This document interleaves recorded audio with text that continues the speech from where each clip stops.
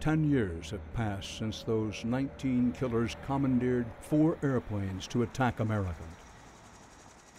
Since that date, the United States military has deployed more than 2,300,000 troops to fight wars in Iraq and Afghanistan. Think about that. More than 2 million deployments. Captain Penny Jambold is in the Kansas Air National Guard. When she first signed up, long before September 11th, it was a patriotic act. A weekend a month, and the extra money didn't hurt. But now she's serving her second tour of the Afghan war, this time in Kabul. You cannot help but think about 9/11, because it's the whole purpose of every sacrifice that we're making here. Financial sacrifices the United States is making, all the coalition forces, sacrifices of life, time away from our families and jobs, and basically put your whole life on hold to come here and not only get justice for what happened to us on 9/11, but to try to help these people who can't help themselves escape this culture and environment that they have to live in. You may not think about America's men and women in uniform still fighting a decade later. The war in Afghanistan has long faded from the front pages. But Captain Jambold sees it every day. She's based at Camp Eggers, where she monitors Afghan training. Are you going out there? Spend a little time with her, and you'll hear a brutally honest assessment of what she's seen and for what she hopes.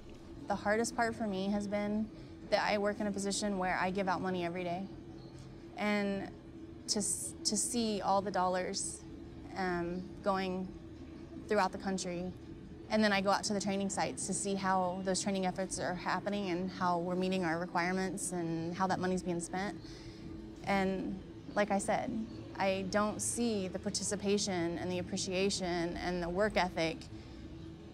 I don't see that to take it through once we leave, you know?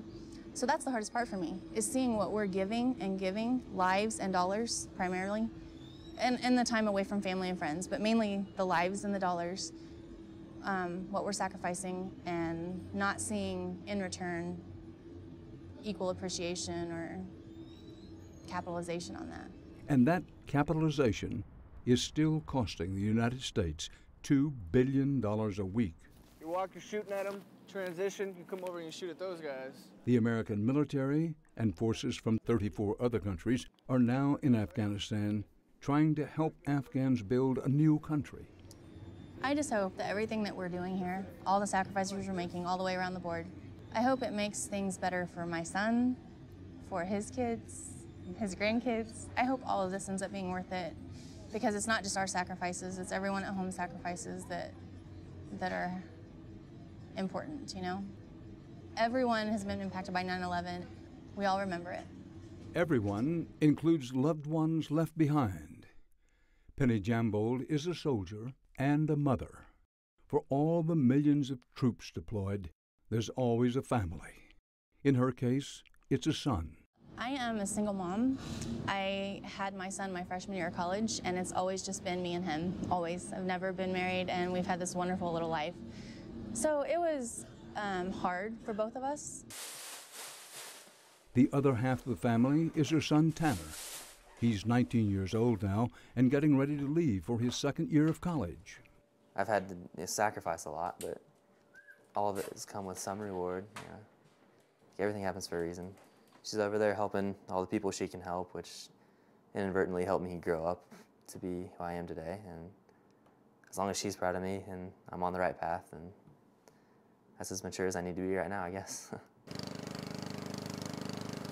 Tanner and his mother live in Rossville, Kansas, a small farming community outside Topeka. Good morning, ladies and gentlemen. Welcome to the 2011 Tall Corn Festival and to our Saturday morning parades. This is the annual Tall Corn Festival, a summer harvest celebration that's been going on as long as anyone can remember.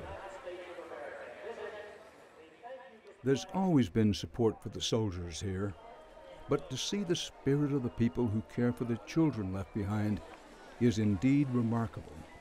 I've never met anyone like her. She definitely is an inspiration. These are Penny's friends, Kathy and Scott Hammer. They brought Tanner into their home during Penny's first deployment in 2003. He participated just like he was one of the boys, with one of our 3 boys. If it was time to mow the yard or rake the leaves, Tanner was right there helping out. So, throw an extra burger on the grill, and that's all it amounted to. It was no big deal. Like 4th, 5th, 6th grade, when I was needing all this help, and people would just open the door and say, "You can stay here." Being able to go from 3 or 4 different houses, it's just like that. It's nice. It's like everything you do is with each other, and you grow up together. Tanner stayed with family, and he stayed with friends that were like family. I have a wonderful support system, the best friends and family in the world, so it worked out, and he's very well-rounded, and the impact was probably minimal as it could be. But missing holidays, birthdays, all the special events, were hard for both of us. Tanner's a pretty neat kid. Penny, she just beams when she talks about Tanner.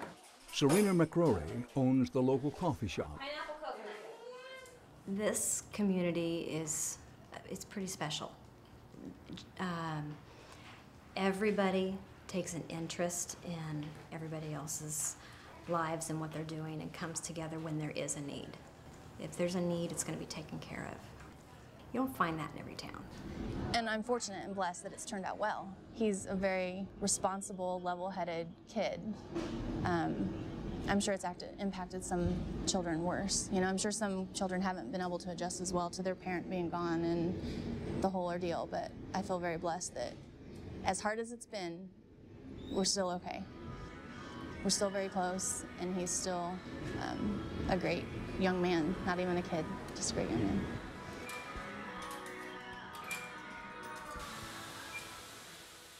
What can you do, I guess? It all turned out right, which she's the one where the credit's due, obviously. So, a lot of help from a lot of loving friends and family, and a little bit of a kick in the butt from Mom every once in a while, and stayed on the right path, I think. So. The hardest thing I think I've ever had to do was back out of my driveway that day in 2003 to come over here. Knowing that it was awful over here, and not knowing what it was going to be like if I was coming home.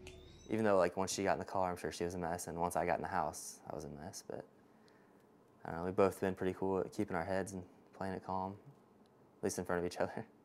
But we both knew it was the right thing to do, or believed it was the right thing to do.